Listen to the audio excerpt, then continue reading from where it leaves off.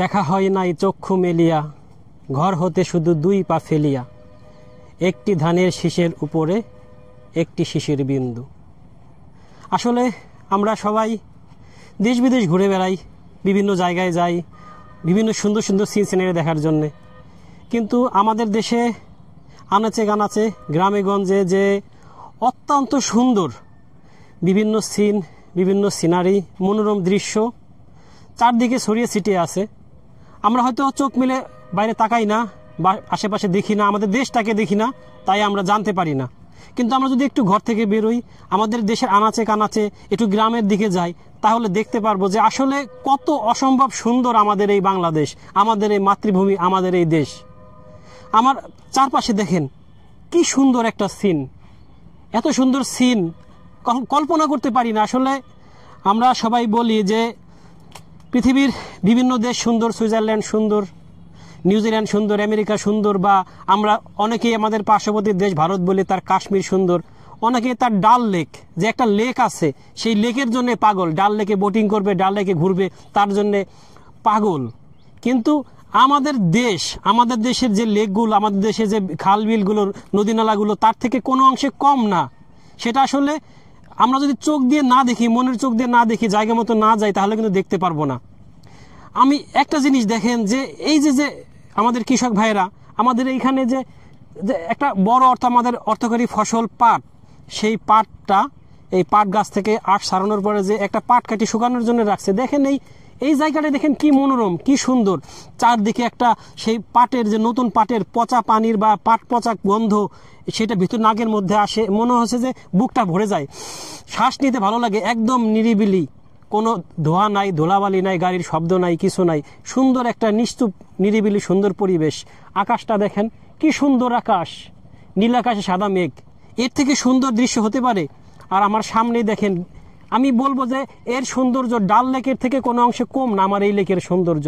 এখানে আপনারা আসেন, বোটিং করেন, ডিঙে নৌকা নিয়ে ঘুরে বেড়ান, বিকেলবেলা যখন একটু সূর্যটা পড়বে তখন দেখবেন আসলে এই সৌন্দর্যের শেষ নাই।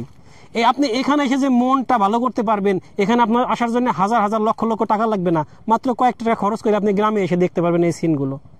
আসলে আমাদের বের হইতে হবে ঘর থেকে, আগে ঘর থেকে বের হইতে হবে, তারপরে আমার এদিকে দেখতে হবে, এই সিনগুলো দেখতে হবে। তা না হলে কিন্তু আমরা আমাদের জীবন থেকে এইগুলো হারিয়ে ফেলবো, আমরা জীবন থেকে এইগুলো কিন্তু উপলব্ধি করতে পারবো না। কিন্তু এত সুন্দর সিন আমরা কোনোদিনও যদি আমরা ঘর থেকে না বেরোই, না দেখি, আসলে আমি এখানে এসে আমি আমার ভাষা, নিজের আবেগ, আমি আপ্লুত এতটাই হয়েছি যে আমার মুখ দিয়ে আমি আর কি বলবো বুঝতে পারতেছি না। দেখেন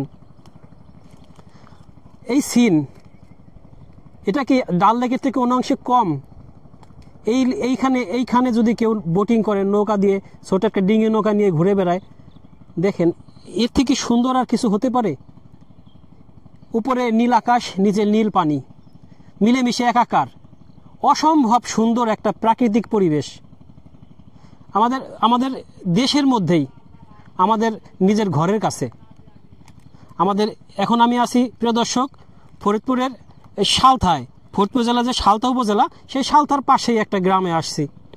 সেইখানকার সিনটা দেখেন কি সুন্দর, আমার গ্রাম, আমার বাংলাদেশের গ্রাম, আমার মাতৃভূমির গ্রাম, সেই গ্রাম কত সুন্দর। একটু কল্পনা করেন যে এত সুন্দর এই একটা গ্রামে, তাহলে আমাদের সারা দেশ কত সুন্দর। আমাদের এই বিলবাউর আসলে যে কত সৌন্দর্য লুকায় আছে, আপনারা যারা আসবেন তারা দেখতে পারবেন।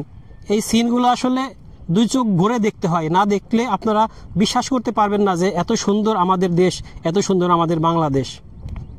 এখানে আসলে আপনি যেমন দেখতে পারবেন এরকম খোলা মাঠ, অঢেল পানি, থই থই পানি, খোলা আকাশ, আবার দেখবেন কৃষকরা কাজ করতেছে, সেটাও আর একটা অপরূপ দৃশ্য। এখানে এখন চলতেছে পাটের মৌসুম, তাই তারা পাট গাছ থেকে পাটের আঁশ ছাড়িয়ে আলাদা করছে, সেটাও একটা সুন্দর দৃশ্য। সেই দৃশ্যটা আমরা দেখবো কিছুক্ষণের মধ্যেই, ওদিকে যাচ্ছি। আসলে সব কিছু মিলে এই জায়গাটা অসম্ভব সুন্দর।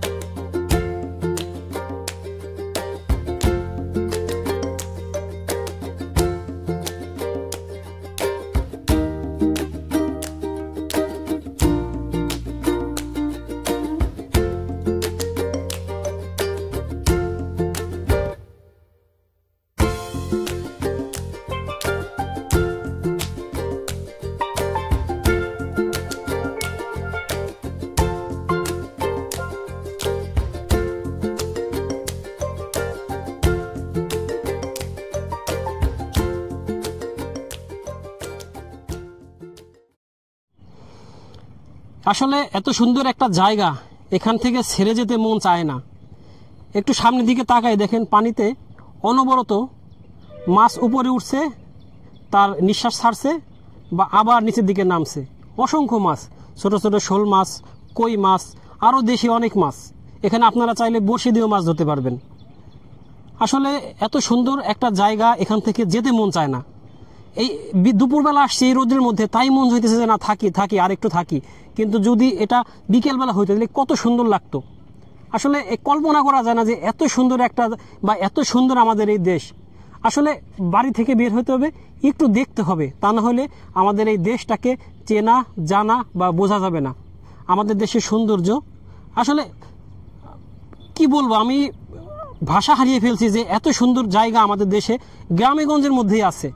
কেউ কল্পনা করতে পারে? আমরা কত জায়গায় যাই ঘোরার জন্য, কত পর্যটন কেন্দ্রে যাই, কিন্তু এইগুলা কিন্তু কোনো অংশে কম না তার থেকে। এই হলো জাল, যে জাল দিয়ে আমাদের ভাইয়েরা এই সময়টায় যখন আমাদের গ্রামে গঞ্জে পানি আসে বিলে, তখন এই জাল দিয়ে কিন্তু তারা ছোট ছোট মাছ ধরে। পুঁটি মাছ, কই মাছ, ট্যাংরা মাছ, এইসব ছোট ছোট মাছ ধরে। সকালবেলা আসলে অবশ্য এই মাছ পাওয়া যায়, কিন্তু এখন দুপুর হয়ে গেছে, তারা এইগুলা কেউ বাড়ির জন্য রাখছে, কেউ বিক্রি করছে।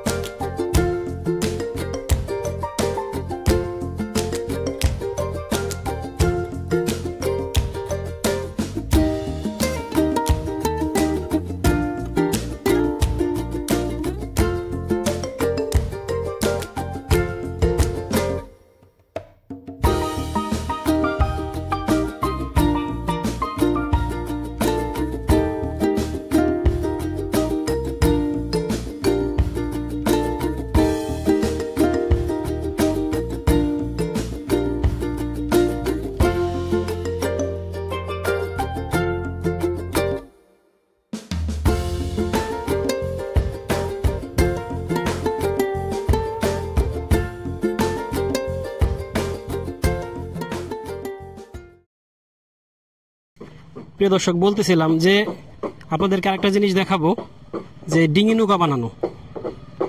এই হলো বানায় ডিঙি নৌকা, কীভাবে বানায় দেখেন।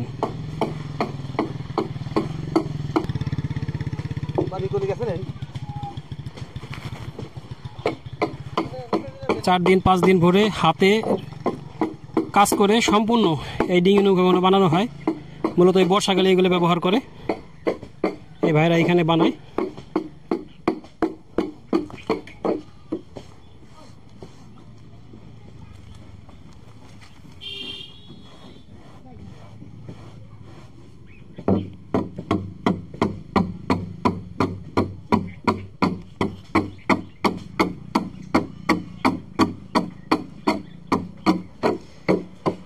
এক অপরূপ দৃশ্য, যারা দেখতে চান এখানে আসেন, গ্রামে আসেন।